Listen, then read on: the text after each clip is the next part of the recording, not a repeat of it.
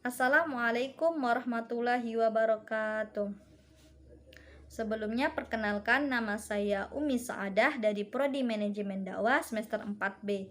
Pada kesempatan kali ini saya akan sedikit membahas tentang materi kelompok saya, yaitu materi kelompok 2 tentang pelbagai pembatasan arti psikologi. Floyd L. Roach, seorang sarjana Amerika Serikat, mengatakan bahwa psikologi merupakan ilmu pengetahuan yang membahas tentang proses penyesuaian diri manusia berupa tingkah laku yang berusaha untuk memenuhi kebutuhan biologis dan memenuhi kebutuhan hidup sosialnya. Jadi, yang dijadikan objek penelitiannya itu tingkah laku yang berhubungan dengan proses menyesuaikan diri. Kemudian Fillmore H. Sanford juga memukakan pendapat bahwasanya psikologi sosial merupakan ilmu pengetahuan yang melakukan studi tentang proses selama hidup manusia.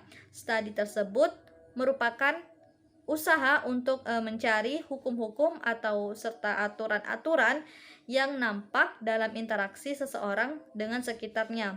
Kemudian M. Simons juga mengemukakan pendapatnya bahwasanya psikologi merupakan ilmu pengetahuan yang tidak hanya membahas tentang pengetahuan manusia saja, yang tidak hanya membahas tentang kejiwaan manusianya saja, dan yang tidak hanya membahas tentang tingkah laku manusianya saja.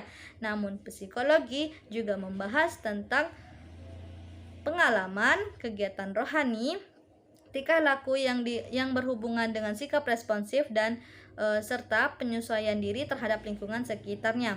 Dengan demikian, dapat diketahui bahwa ruang lingkup pembahasan psikologi sosial dibatasi pada tingkah laku manusia, sedangkan perilaku makhluk lainnya tidak menjadi tugas pembahasannya. Dalam pembahasan psikologi dakwah mengenai masalah tingkah laku manusia dilihat dari segi interaksi, interrelasi, dan interkomunikasinya dengan manusia lain dalam hidup kelompok sosial. Psikologi dakwah dapat didefinisikan sebagai ilmu pengetahuan yang bertugas untuk mempelajari atau membahas tentang segala hal gejala hidup kejiwaan manusia yang terlibat dalam proses kegiatan dakwah.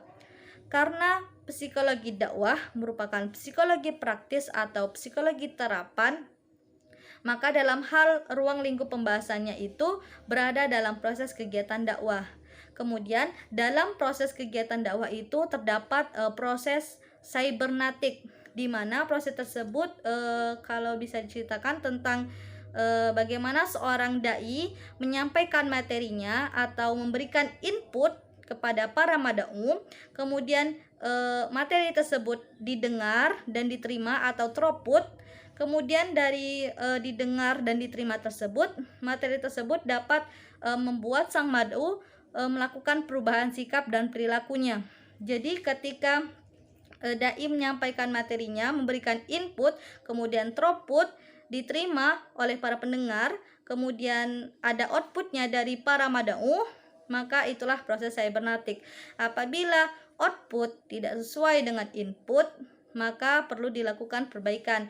Namun apabila outputnya sudah tepat dan sesuai dengan input, maka tidak perlu dilakukan perbaikan, hanya perlu lebih dikembangkan lagi. Dan itulah yang namanya proses cybernetik.